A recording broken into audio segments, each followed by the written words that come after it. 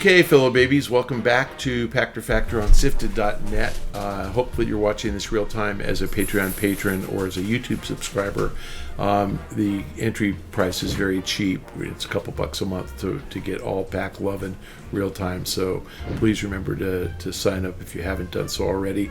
You can also help us get paid by linking your Amazon Prime account to your Twitch Prime account. The instructions are in the show description below.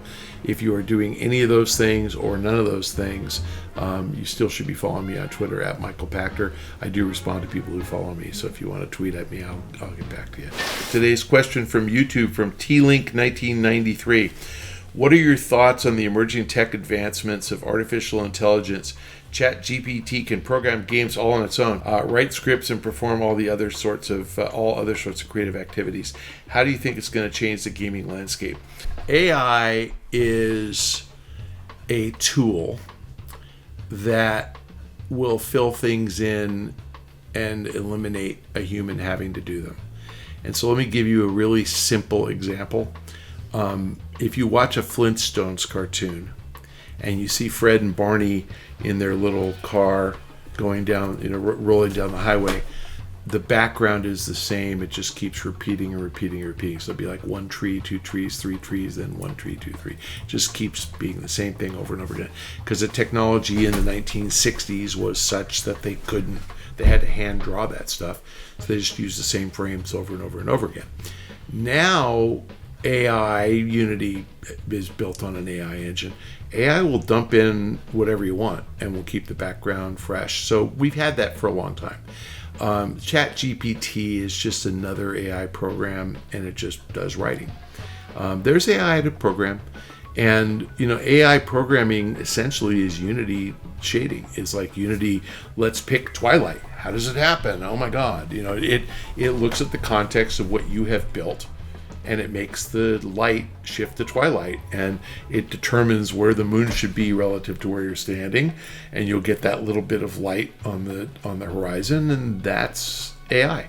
And so how is it going to change? Boy, I don't understand how hot water comes out when I turn the left knob.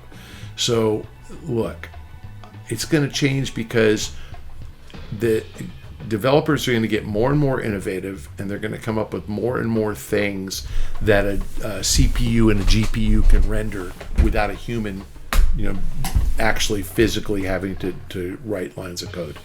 And that'll be AI. Everybody's going to do it.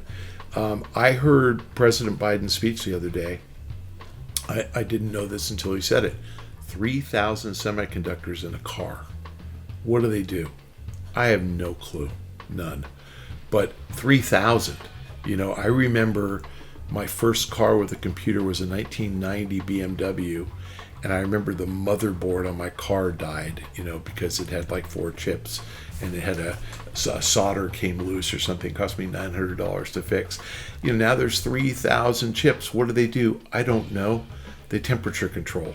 They warn me if a car pulls too close to me. They warn me if I'm stopping too close to the car in front of me. It's crazy, right?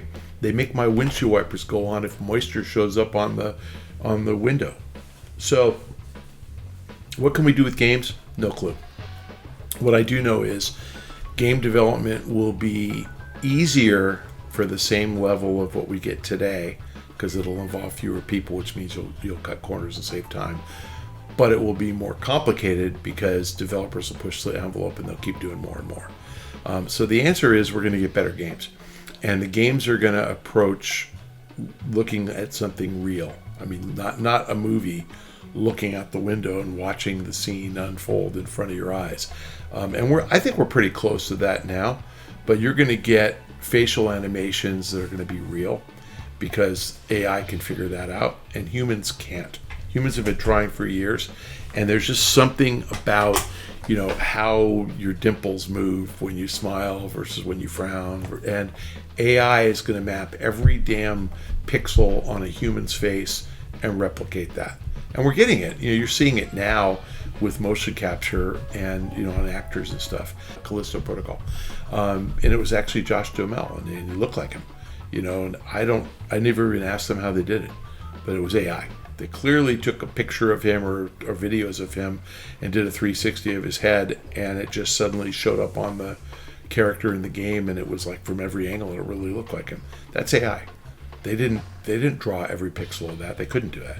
So, all that's going to really happen is, and we're seeing this also with like deep fakes, you're getting videos where you can't tell. There's a famous one of a guy who does vocal impressions, older guy, and he does like George Bush and Harrison Ford or whatever, and his face keeps morphing into all these different people. It's the same guy, and you look at it, and it's like it's always him, but he looks more like George Bush or Christopher Walken or Tom Cruise, and the voice matches, and you're like, whoa. So that's AI, and all that's going to happen is AI is going to fool and delight us, and by fool I mean make us feel like what we're seeing is real, which is really great. So games are going to get more realistic and better, and that's where the world is headed, without human involvement, which is bad for jobs, except really good for guys who create the AI programs and who implement them and who make them work. And to be honest, I don't think it's going to streamline the game development process. You're going to dedicate the resources more to the creative side, to more to the story and the art and the design, level design, gameplay, which is good, because we waste a lot of assets just trying to get bugs out and get the code to work. And I think AI is good for quality testing. I think AI is good for a whole lot of stuff. And AI is going to be used to make games safer. So we're going to get better monitoring of harsh language or threatening language while people are playing multiplayer. There's going to be lots of stuff that it'll help with. But again, I don't expect that you're going to notice. It's just going to, if you're a developer, you'll know. If you're a consumer, you're just going to go, wow, things are great. Like, let's use Kojima as one of the better artists in the industry. If you want a Kojima type game, sure, ChatGPT can make a Kojima look game, but it won't have the Kojima feel. There's something that guy does, and I wish I knew what it was, that there's emotion in the game, and I don't know how he does it. So no, you always need the artist for the emotion. So let me give you a very simple example, okay? Back around 1900, people had to wash their clothes with a washboard. They would fill a pail with water, they put soap in the water, they would put the wet clothes in the pail, and there was a board that was ribbed, and they would rub the clothes on the washboard, and then they put them in a clean pail, and then they'd hang them up to dry. And doing laundry, I'm going to make it up because I don't know, would take the person doing the laundry 2 hours. Today, you put it in a washing machine and you press a button. And then you come back an hour later and put it in the dryer and press a button. So your total work is maybe 5 minutes over that 2 hours, and the same amount of laundry gets done. Is our life better or worse? And the answer is that person had their productivity freed up by 2 full hours, let's just say once a week. Instead of spending 2 hours doing laundry, they're spending 10 minutes, and they have an hour and 50 minutes, if it's in the case of my wife, to shop, but to do something else, right? And is that good or bad? Well, guess what? We bought a washer and a dryer. We just bought one. And I think everything combined, delivered, installed, everything, $2,000. And my last washer dryer lasted, we bought it in 2011, so 12 years. So I got 12 years out of a washer dryer for back then $1,500, now $2,000 for another 12 years. My wife has an hour and 50 minutes of extra time a week, so 100 hours a year for the next 10 years. She has, 1,000 hours freed up, and it cost me $2,000. Worth it. She's happy, I'm happy, happy wife, happy life. That's what's going to happen. Developers are going to have time to work on the stuff that really makes the game have feels, and sure, maybe it's not artists, maybe it's not quality testers, maybe it's just level designers. I don't know. But if you look at a movie like Avatar, it took 10 years to make, and it's all computer AI, but there's still actors in it, and there's still post-production. And by the way, look at the titles on Avatar. It's 15 minutes of titles. Plenty of people worked on that movie. They just do different things than the people that used to work on the movie. So you don't have the same guys in costume because the costumes are created by the computer. But it's just not the same, but it's different jobs. So what happens is we end up having higher value jobs. Now, again, I'm old enough to have worked kind of pre-computers. We had computers when I started, but they weren't PCs. I started work in the 80s, and PCs didn't really become a thing until the 90s. And we used dumb terminals. My first job, I hand wrote out all the stuff that I wrote, and then I'd give it to a secretary to type it. Then I got a dumb terminal on my desk for a couple of years, so I got to type it, and it went into some database thing. And now I just compose on the fly. It's like, and the editing tools are so much better now. Writing takes me a fraction of the time it used to take me. Is that bad? No, it gives me more time to talk to you. And I actually am far more productive. So if you can shift your time away from things that are time consuming and don't generate that much value, and do the valuable tasks with the person, and do the less valuable tasks with the computer, with AI, better for everybody. So the answer is we're going to become, my wife and I were just marveling at this as well. Give doctors more time, give scientists more time, and what happens? We come up with life-saving therapies. So you and I were talking about colonoscopies and colon cancer. Like, if you get a colonoscopy, you will have your colon cancer discovered and treated.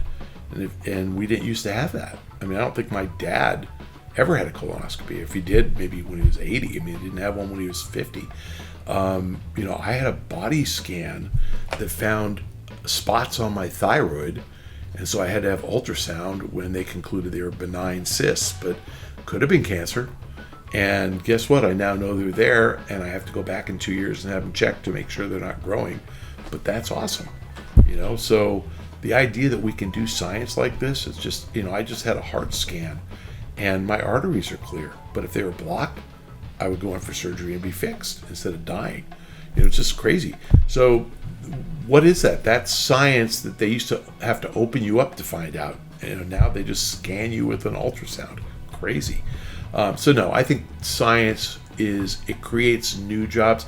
And again, back to Biden's speech, he talked about creating new high-tech jobs like semiconductor fabs. And I think he said the average wage in a semiconductor fabrication facility is $130,000 a year and doesn't require a college degree. That's great. So you're taking people who were, before driving trucks or being plumbers for 60 grand, and they get to make 130 and work in a high-tech plant. Awesome. So that's the jobs of the future. Knowledge workers. You don't have to be a college grad to do that, but obviously the more education you have, more likely you are to become a game developer. So yeah, I think that the future for us is a knowledge economy where people get good jobs, and we're still going to have somebody make our shirts, and stitch our shoes and all that, and we're going to use people in lesser developed countries at lower wages, and we're going to export the low wage jobs and keep the high wage jobs here. All right, that's it for Pachter Factor for today. Thank you for joining us. If you're watching real time, it's because you're a Patreon patron or a YouTube subscriber, and we appreciate it. If you are either of those or neither of those, please remember to link your Twitch Prime and Amazon Prime accounts together. We will get paid if you do that, and it will cost you nothing. That's a freebie. So follow the instructions in the show description below and link those accounts, and we get paid. You're already paying for it. You might as well get the benefit and let us get the benefit. If you are doing any of those things or none of those things, you still have to follow me on Twitter at Michael Pachter. I will see you next week.